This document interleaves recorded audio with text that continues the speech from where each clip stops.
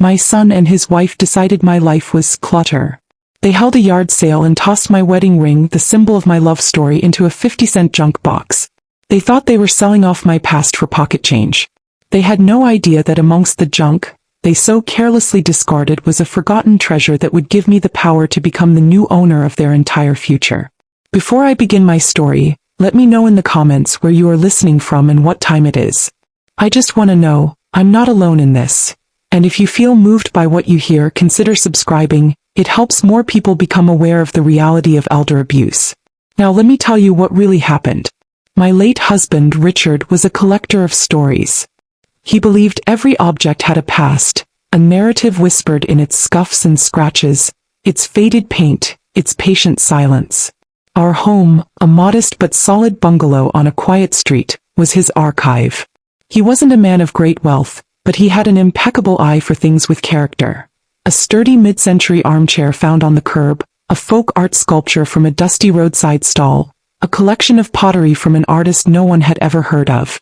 He'd bring these treasures home, a triumphant gleam in his eye, and I'd find the perfect spot for them.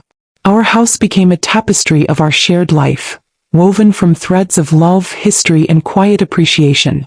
After Richard passed 2 years ago, that tapestry became my comfort. At 73, I lived a quiet life on my fixed income, surrounded by the ghosts of our happy memories. Each object was a connection to him. But to my son Dorian and his impeccably stylish wife Brooke, my home was not a sanctuary. It was a problem. A cluttered, outdated, low-yield problem. Dorian, my son of 46, had inherited his father's charm but none of his depth.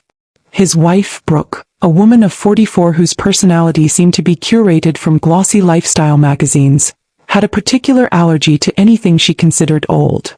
To them, my home was not a collection of stories, but an inventory of junk, an untapped source of cash that was, in their minds, being criminally underutilized.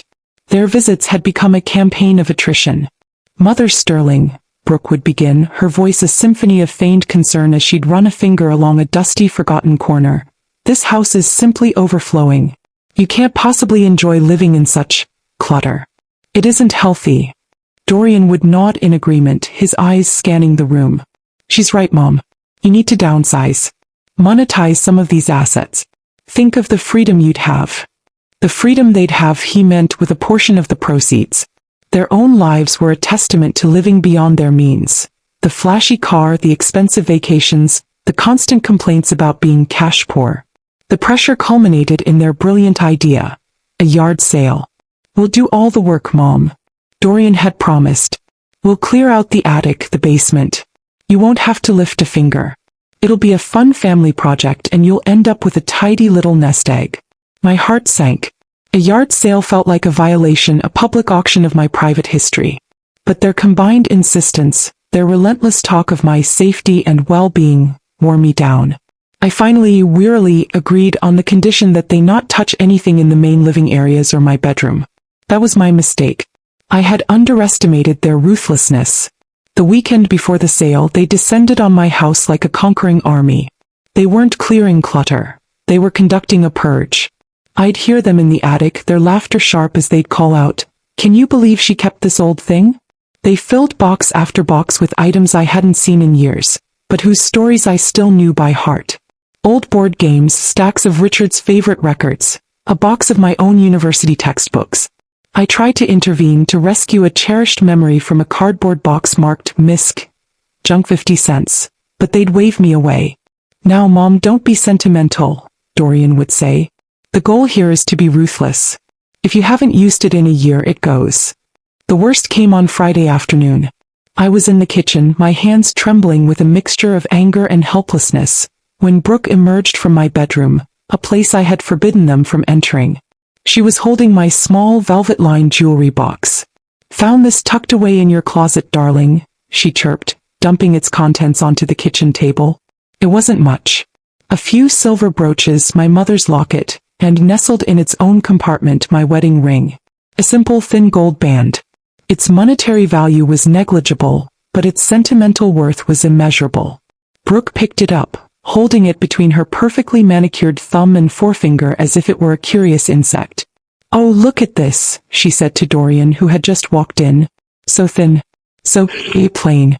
Who would even want this old thing? Without another thought, she tossed it into a small cardboard box filled with mismatched earrings and tarnished costume jewelry. A box she'd labeled, "Junk Jewelry 50 cents each."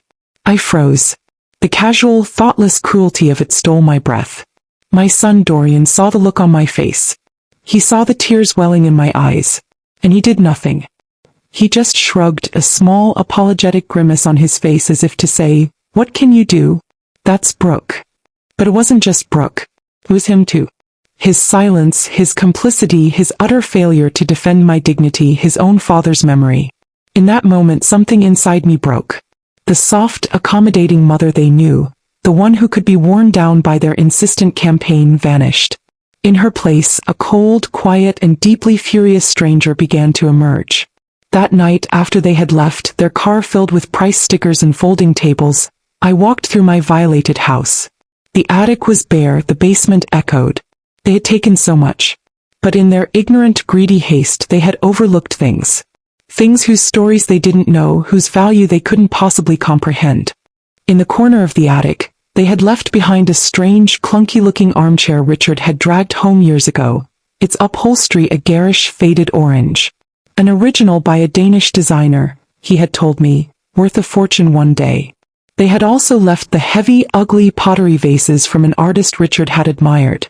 A woman who was then unknown but whose work I had read recently was being rediscovered by collectors. They had thrown my wedding ring, a symbol of my life's greatest love, into a 50-cent box. But they had left behind the very things that would fund my revenge. They saw me as a relic, my home as a gold mine to be plundered for quick, easy cash. They had no idea about the true nature of the treasure they had so foolishly discarded. And they had no idea that this sentimental old woman was about to teach them a lesson in value that would cost them everything. The morning of the yard sale was a study in gray, the sky a flat, unforgiving sheet of pewter that matched the mood in my soul. My quiet residential street, usually a peaceful haven, was transformed. Cars lined the curbs and strangers, their faces eager with the promise of a bargain, picked through the fragments of my life spread out on my lawn like so much flotsam after a shipwreck. Dorian and Brooke were in their element, playing the roles of cheerful, savvy hosts. Brooke, in a stylish jumpsuit that probably cost more than everything in the 50 cents box combined, haggled with customers, her voice sharp and dismissive. Dorian, a forced smile plastered on his face, directed people towards the good stuff, which seemed to be anything old enough to be considered vintage but not so old as to be, in their eyes, just junk. I stayed inside for most of the morning, watching from my living room window, a silent, unwilling observer of my own public dismantling. I saw a young woman excitedly purchase a stack of my late husband's beloved jazz records for $1 apiece. I watched a man gleefully haul away the old rocking chair where I had nursed both my children, paying a pittance for a piece of my heart. Each transaction was a small, sharp pain. But my focus was on one thing, the small cardboard box labeled junk jewelry. It sat on a card table near the driveway, a pathetic collection of tangled chains and tarnished metal. And inside I knew was my wedding ring. Around 10 o'clock my oldest and dearest friend Cynthia Fields arrived. At 72, Cynthia was a whirlwind of sharp intelligence and fierce loyalty, her eyes missing nothing. She took one look at the chaotic scene on my lawn, then at my face through the window, and her expression hardened. She came straight to the door. "Iris," she said, her voice a low, furious murmur as she stepped inside. "This is a disgrace. A public desecration. How could you let them do this?"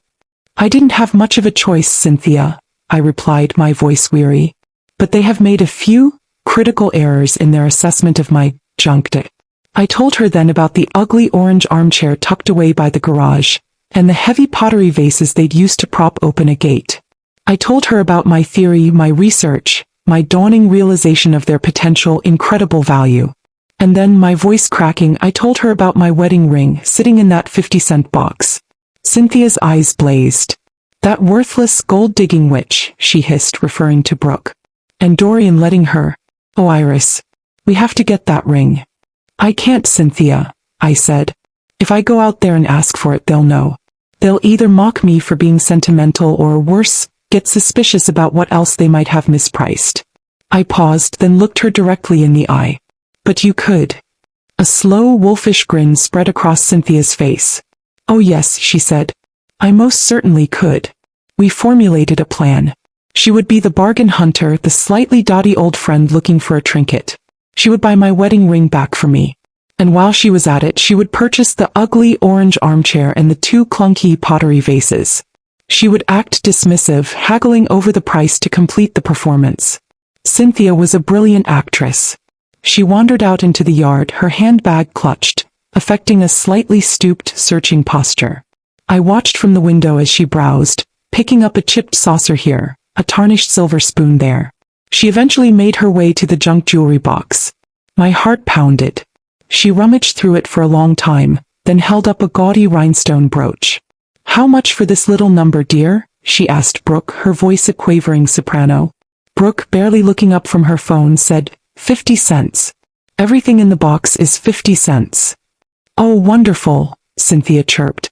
She picked out the brooch and then, almost as an afterthought, her fingers closed around my thin, simple gold band.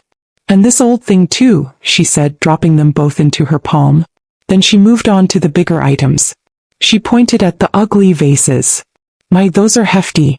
$5 for the pair." "They're holding the gate open, but sure, take 'em," Dorian called out, laughing with a customer. "Then the armchair. And that dreadful orange chair?" Cynthia asked, poking it with her toe. "My son needs something for his garage. I'll give you $20 for it, but you'll have to help me get it into my car."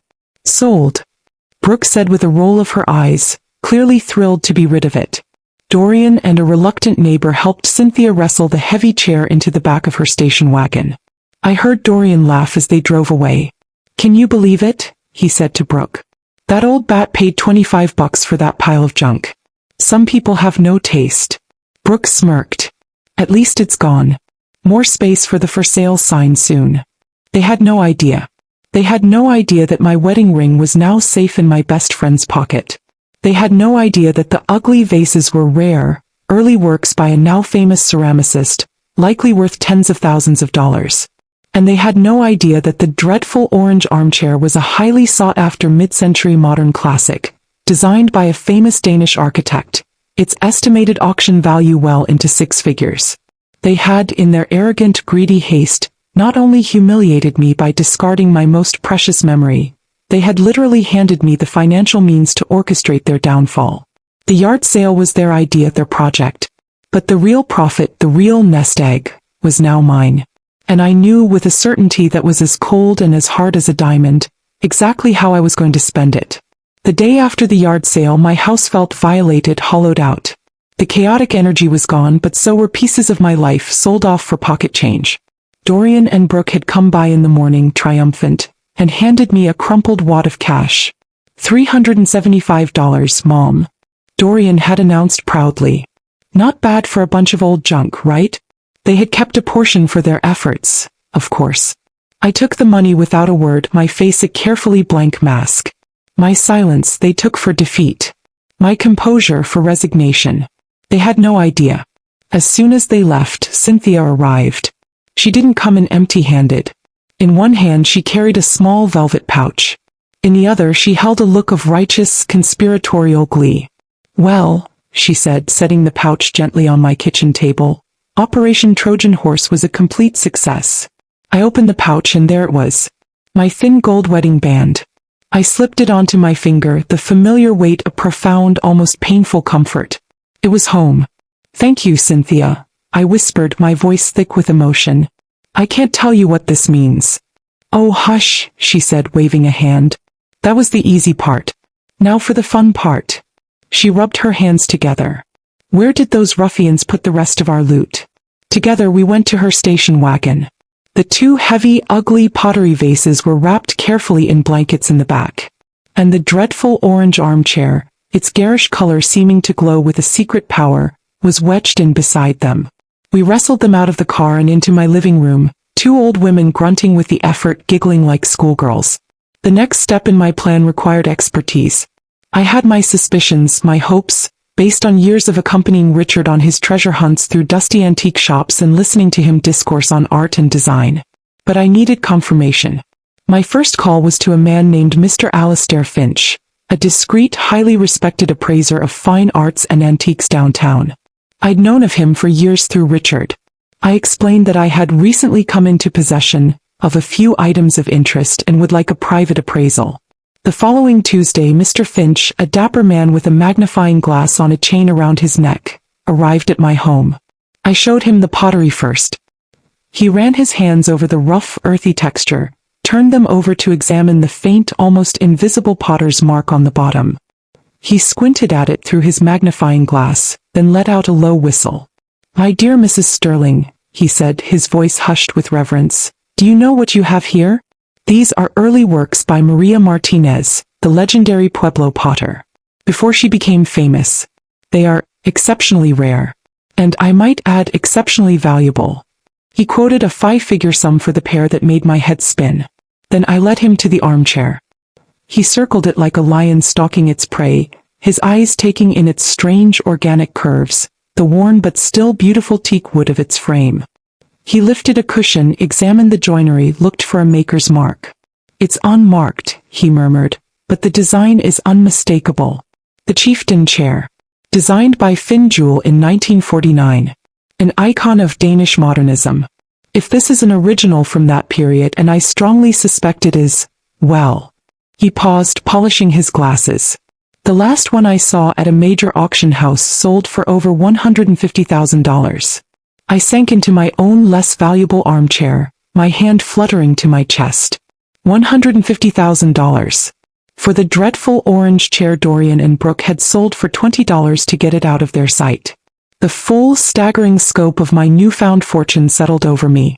It was more money than I had ever seen, more than I had ever dreamed of. It was freedom. It was security. And it was most deliciously power. The power to enact the plan that was now taking shape in my mind with a cold, perfect clarity. Mr. Finch arranged everything.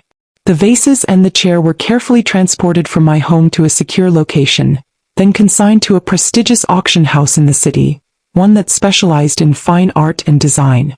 The auction was to be held in 6 weeks. The proceeds would be transferred directly into a new trust account set up by a lawyer Mr. Finch had recommended. A sharp, sensible woman who understood the need for absolute discretion. My life, which had felt so small, so circumscribed by my modest pension and my children's casual cruelty, had suddenly, miraculously, expanded. I thought of Dorian and Brooke, so proud of the few $100s they had made from selling off my life, so dismissive of the real treasure that had been sitting right under their noses. Their ignorance was my windfall. Their greed was my liberation. I looked up Dorian's mortgage online. It was a matter of public record if you knew where to look. I saw the name of the bank, the original loan amount, the terms. He and Brooke were living in a stylish new development, their lives a testament to debt and the desperate need to project an image of wealth they didn't truly possess. They were, I realized, incredibly vulnerable. A slow, cold smile, the kind I hadn't felt in years, touched my lips. My revenge would not be a fiery confrontation or a tearful accusation. That was not my style. My revenge would be quiet, methodical, legal. It would be a business transaction. They had treated my home, my life, like a commodity to be bought and sold. Very well. Two could play at that game. And I, Iris Sterling, the sentimental old woman with no taste, was about to become the new owner of their debt.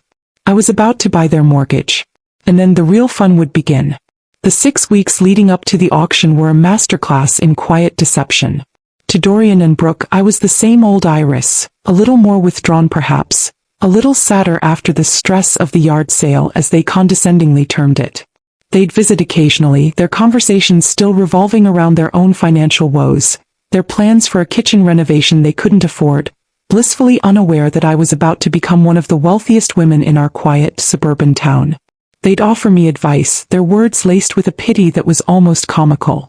"You should really think about downsizing, Mom," Dorian would say, looking around my now slightly barer living room. "See how much nicer it is with less clutter. A small condo would be so much more manageable for you." Little did he know, I was about to become the owner of his own over-leveraged mortgage to the Hilt house. While they planned their renovations, I planned my acquisition. My days were filled with discreet phone calls and quiet meetings. I met with Eleanor James, the brilliant financial lawyer Mr. Finch had recommended. She was a woman of my own age, with sharp, intelligent eyes that held no pity, only a shrewd understanding of strategy and a clear appreciation for the irony of my situation. "So, let me get this straight, Iris," she'd said at our first meeting, a slow, admiring smile spreading across her face. "Your son and daughter-in-law, in their infinite wisdom, sold off what they thought was junk from your attic, including a Finn Jewel chieftain chair and 2 Maria Martinez pots for pocket change. And you, knowing their true value, had a friend purchase them on your behalf." "That is the sum of it, Eleanor," I confirmed. "And now," she continued, leaning back in her chair, "you want to use the proceeds from the auction of these items to purchase the mortgage note on their own home from their bank." "I want to become their lender," I said, my voice quiet but firm. "I want them to be in my debt, literally." Eleanor's smile widened. "Iris," she said, "this is the most beautifully executed, poetically just and legally sound revenge I have heard of in my 30 years of practice. It will be my absolute pleasure to facilitate this." She explained the process. It was complex but not impossible. Financial institutions often sell mortgage notes to other banks or investment entities. For a private individual with significant liquid capital to make an offer to purchase a specific, performing loan was unusual, but entirely legal. It would require a substantial premium, of course. The bank wouldn't sell the debt at a loss. But with the pre-auction estimates from the auction house, I knew I would have more than enough. While Eleanor's team began the discreet preliminary inquiries with the bank, I focused on the auction. It was held online, a high-end affair that attracted collectors from all over the world. I watched from the comfort of my own living room, my heart pounding as I saw the items from my life, from Richard's life, displayed in beautifully lit photographs. The Maria Martinez pottery went first, the bidding fierce, selling for a price that made me gasp. But it was the chair, my dreadful orange chair, that was the star of the show. The bidding started high and climbed relentlessly. I watched the numbers ascend, each new bid a fresh indictment of my children's ignorance, a testament to Richard's quiet, unerring eye. The final gavel price was staggering, even more than Mr. Finch had predicted. The total proceeds from the auction were transferred to my new trust account a few days later. The sum was life-altering. It was security, it was freedom, it was power. And it was all thanks to Dorian and Brooke's arrogant, greedy haste. With the funds secured, Eleanor James moved swiftly. Her team made a formal all-cash offer to Dorian's bank to purchase the mortgage note for his property. The offer was significantly above the outstanding principal, making it an attractive, low-risk proposition for the bank. It took a few weeks of negotiation, of legal paperwork being shuttled back and forth between corporate entities and my newly formed trust, but finally it was done. One rainy Tuesday afternoon, Eleanor called me. "Congratulations, Iris," she said, her voice full of satisfaction. "As of this morning, the transfer is complete. You are now the official owner of the debt and lien on your son's home. You are the bank." I held the phone, a strange, dizzying sense of power washing over me. For years, I had been the one they looked to for small loans, for help, the one they saw as financially fragile. Now I held their single biggest financial obligation, their very home, in the palm of my hand. The beauty of the transaction was its silence. Dorian and Brooke would have no idea anything had changed, not at first.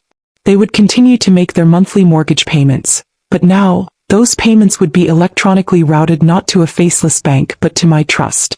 They would be, in effect, paying rent to me, their sentimental old woman with no taste. But I had no intention of letting them continue in blissful ignorance for long. My revenge was not just about holding the power. It was about them knowing I held it. It was about them understanding, with a chilling, dawning horror, the full scope of their catastrophic miscalculation. I looked at the calendar. Their next mortgage payment was due in 10 days. And I, their new, unforgiving lender, had already reviewed the original loan agreement.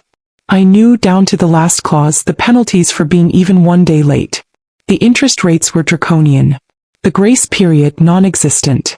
The old bank, a large corporation, might have been lenient. But I was not a large corporation. I was a mother who had been deeply, unforgivably wronged. And my patience had run out. For 10 days I lived with the secret, a quiet, humming power source in the center of my being. Dorian and Brooke continued their lives in blissful ignorance, their world unchanged. Dorian called once, his voice full of the usual weary impatience, to ask if I'd downsized my clutter any further. I'd simply replied, "I'm managing my assets quite effectively now, dear," a statement of such profound, multi-layered truth that I had to bite my lip to keep from smiling. Their mortgage payment was due on the 1st of the month. As their new silent lender, my trust received the electronic transfer on time. They had no idea they were paying me. The first part of my plan was simply to let the new reality settle, to become the invisible, inexorable force that now controlled their financial destiny. The true lesson would begin with their first mistake. I didn't have to wait long. Dorian and Brooke, for all their pretensions of wealth and status, were financially chaotic. Their lives were a scramble of keeping up appearances, of leveraging one debt to pay for another. About 3 months after I had purchased their mortgage, the inevitable happened. The payment due on the 1st hadn't arrived by the 2nd. The old bank, a vast, impersonal entity, likely would have sent a polite, automated reminder after a week or two, their systems allowing for a grace period. But I was not an impersonal entity, and I was not feeling gracious. I immediately called my lawyer, Eleanor James. "They're late," I said, my voice calm. "1 day late." "Excellent," she replied, her own voice full of professional satisfaction. "I have the notice drafted and ready to go as per your instructions." The notice was not a polite reminder. It was a cold legal document, citing the precise clause in their mortgage agreement that detailed the penalties for late payment. There was no grace period.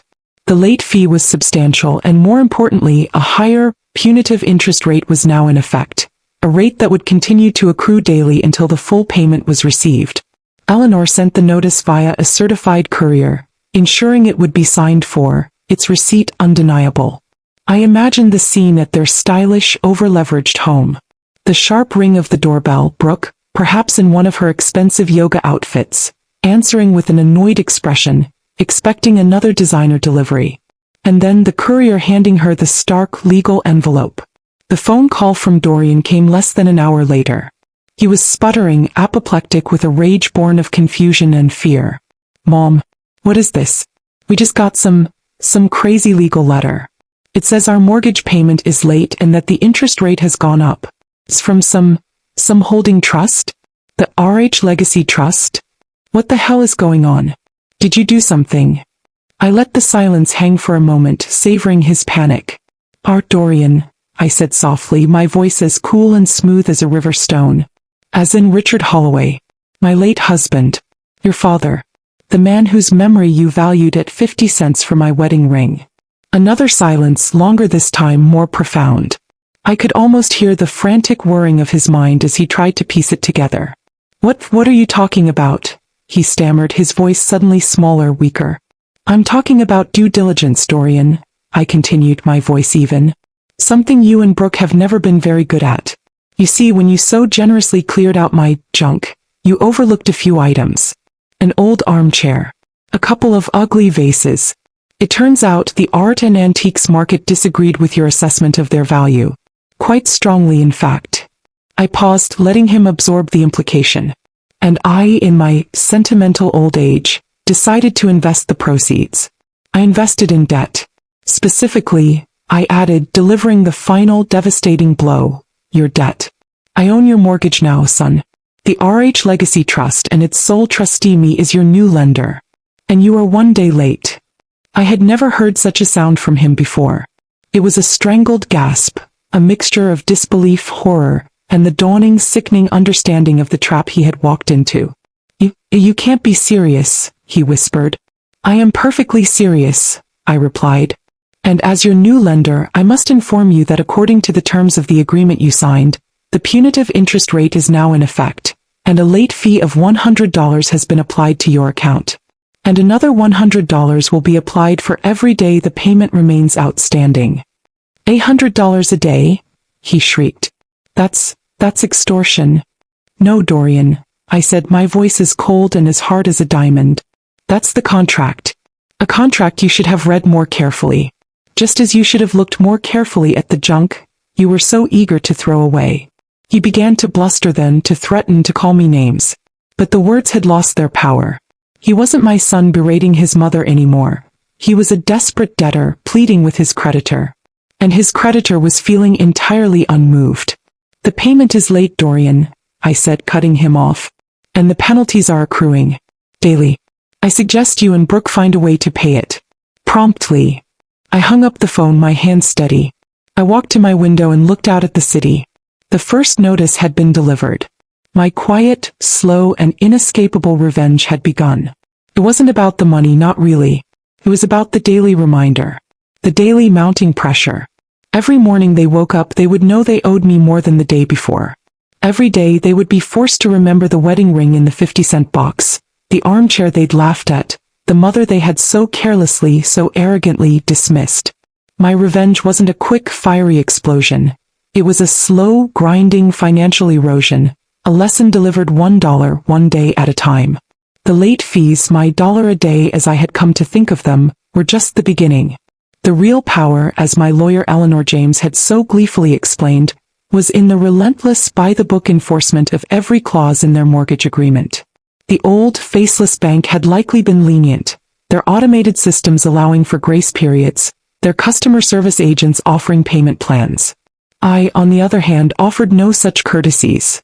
I was the bank now, and my customer service department was permanently closed. Dorian and Brooke scrambled to make the late payment, but the penalty fees had already started their relentless march. Their next payment was on time to the penny. The one after that was 2 days late. Another notice. More fees. Their carefully constructed lifestyle, built on a foundation of credit and over-leveraged assets, began to show cracks under the new, unyielding pressure. They tried everything. Dorian called me, his voice a pathetic mix of false joviality and pleading. "Come on, Mom, can't you cut us some slack? Just this once." "I'm afraid the trust has a very strict policy on late payments, Dorian," I would reply, my voice cool and professional. "You should refer to the terms of your agreement." Brooke, in a move of stunning audacity, tried to appeal to my better nature. She showed up at my door unannounced, a cheap bouquet of carnations in her hand, her face a mask of practiced sincerity. She spoke of family, of forgiveness, of the stress they were under. "Brooke," I said, looking her dead in the eye, "the time for you to consider the value of family was when you were tossing my wedding ring into a 50-cent box. The time to consider stress was before you and my son decided to humiliate me at a public yard sale. My better nature is now fully occupied with ensuring that contractual obligations are met. Please don't call on me again without an appointment." I closed the door gently in her stunned face. The pressure mounted. The daily late fees became a weekly source of panic for them. Their frantic shuffling of funds from one credit card to another became a desperate, losing battle. They were forced to sell Brooke's expensive, leased car. They canceled their lavish vacation plans. The whispers in our old neighborhood started, the satisfying schadenfreude of people who had witnessed their arrogance now witnessing their downfall. Their financial house of cards, already so precarious, began to collapse. About 6 months after my quiet acquisition of their debt, they missed a full mortgage payment. Then another. This was the moment I had been waiting for. This was the checkmate. Eleanor James, on behalf of the RH Legacy Trust, sent the final devastating letter. It was a formal notice of default, informing them that as they had breached the terms of their loan agreement, the trust was accelerating their debt. The full remaining balance of the mortgage was now due immediately, and if it was not paid within 30 days, foreclosure proceedings would begin. Their panic turned to raw, primal terror. They knew they couldn't possibly produce that kind of money. They would lose their home. Dorian called me one last time, not with anger or threats, but with the broken, sobbing desperation of a man who had lost everything. He begged. He pleaded. He apologized, his words finally perhaps holding a shred of genuine remorse, born not of a change of heart, but of absolute devastating defeat. He offered to do anything, to work for me, to pay me back over a lifetime if I would just stop the foreclosure. I listened to him, and for the first time, I felt a flicker of the old maternal pity. But it was quickly extinguished by the cold, hard memory of my wedding ring in that cardboard box. "It was never about the money, Dorian," I said softly, my voice holding not triumph but a profound, weary sadness. "It was about value. You and Brooke, you know the price of everything but the value of nothing. You devalued my love, my history, your own father's memory. You thought my most cherished possessions were junk, and you treated me accordingly." I paused, letting the truth of my words sink in. "This isn't revenge, not in the way you think. This is a lesson. A final, expensive lesson in value. I am not foreclosing on your home, son. A small, hopeful gasp came down the line. I am, however, I continued, my voice now as firm and as unyielding as a banker's, offering the trust's terms for a new arrangement. I will refinance your debt under my own terms. The interest rate will be fair, but the penalties for late payment will remain. And, I added, delivering the final, inescapable condition, you will both attend financial counseling. And you, Dorian, will volunteer every Saturday for the next year at the local historical society, dusting and cataloging the old junk of other people's lives, so you might finally learn to appreciate the value of a story. Those are my terms. Take them or I will see you at the foreclosure auction. He took them. Of course he took them. I didn't take their house. I took something far more valuable, their arrogance. I became the silent, ever-present force that dictated their financial reality, the daily reminder of their profound mistake. They would spend years paying off their debt to me, their lives now circumscribed by a frugality they had always disdained. My own life, funded by the junk they had so carelessly discarded, blossomed. I bought a small, beautiful condominium in the city, filled with light and art that I loved. I established a small grant in Richard's name at the local museum to support young artists. I found my peace. My revenge was not in their ruin, but in my own quiet, dignified triumph. It was in the knowledge that every month when they made their mortgage payment to the RH Legacy Trust, they were paying tribute not just to their debt, but to the memory of the good man they had so disrespected, and to the sentimental old woman who had taught them the difference between price and value the hard way.